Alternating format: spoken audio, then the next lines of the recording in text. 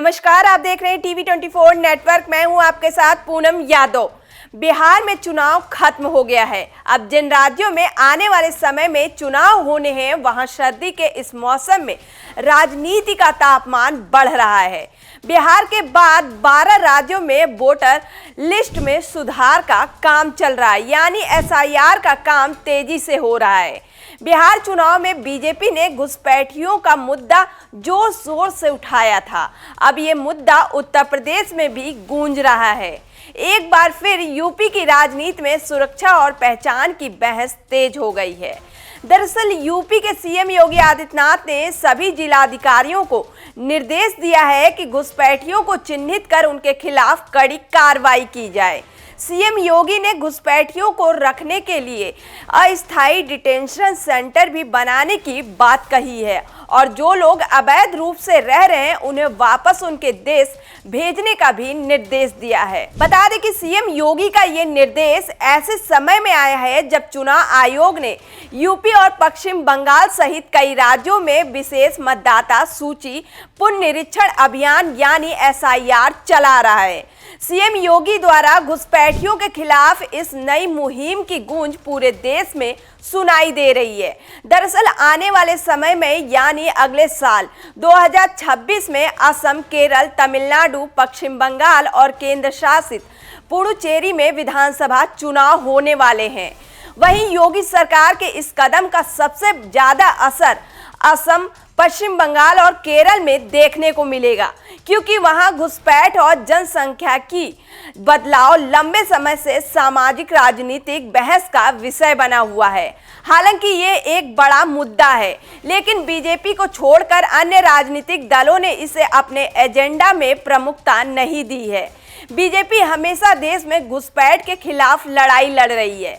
अब सवाल ये उठता है कि क्या संघ और बीजेपी हिंदुत्व के साथ साथ घुसपैठ के मुद्दे को राष्ट्रवादी लहर में बदलने की रणनीति पर काम कर रहे हैं और इसके लिए नई पीढ़ी के नेताओं और खासकर योगी आदित्यनाथ का इस्तेमाल कर रहे हैं। अगर बात करें जिन राज्यों में 2025 विधानसभा चुनाव हुए हैं, उन राज्यों में बीजेपी की तरफ से घुसपैठ, जनसंख्याकीय असंतुलन बड़ा मुद्दा रहा है।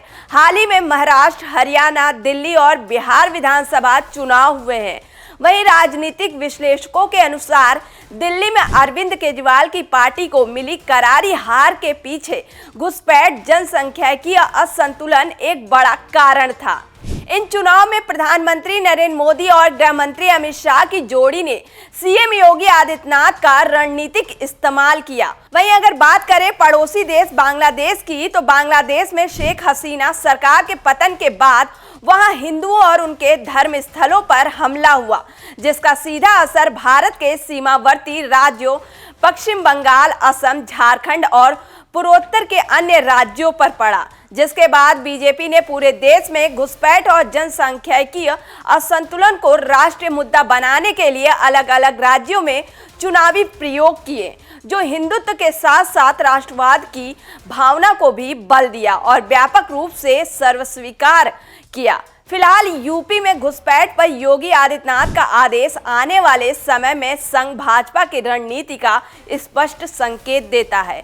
घुसपैठ और जनसंख्याकीय असंतुलन को राष्ट्रीय मुद्दा बनाते हुए योगी की सख्त प्रशासक की छवि का इस्तेमाल किया जा रहा है। आपको बता दें कि असम के बाद उत्तर प्रदेश की एकमात्र राज्य है जिसने घुसपैठ और जनसंख्याकीय असंतुलन की दिशा में सबसे बड़ी और प्रभावी कार्रवाई की है। बहरहाल यूपी में CM योगी आदित्यनाथ ने 2017 में सत्ता संभालते ही विदेशी नागरिकों की पहचान और उन्हें वापस भेजने का आदेश दिया था, क्योंकि उत्तर प्रदेश में बड़े पैमाने पर घुसपैठिए हैं।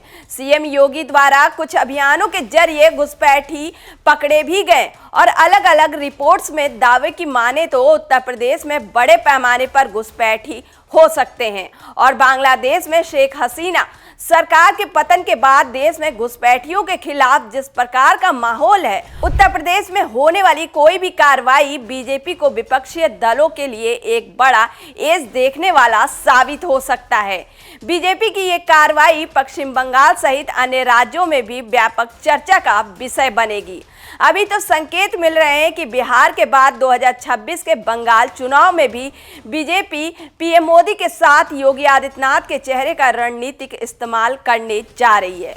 उत्तर प्रदेश में बीजेपी सरकार के पक्ष में अच्छा वर्ड ऑफ माउथ तो बनेगा ही, जो 2027 के विधानसभा चुनाव में बीजेपी को समाजवादी पार्टी, कांग्रेस और दूसरे विपक्षी दलों पर बढ़त दिला सकता है। अब देखना ये होगा कि ये कदम प्रशासनिक जरूरत है या चुनावी रणनीति। फिलहाल इस पर सियासी तापमान और बढ़ने वाला है। बहरहाल दोस्तों, इस पर आपका क्या कहना है और क्या मानना है, हमें कमेंट कर जरूर बताएं। लाइक और सब्सक्राइब करना ना भूलें।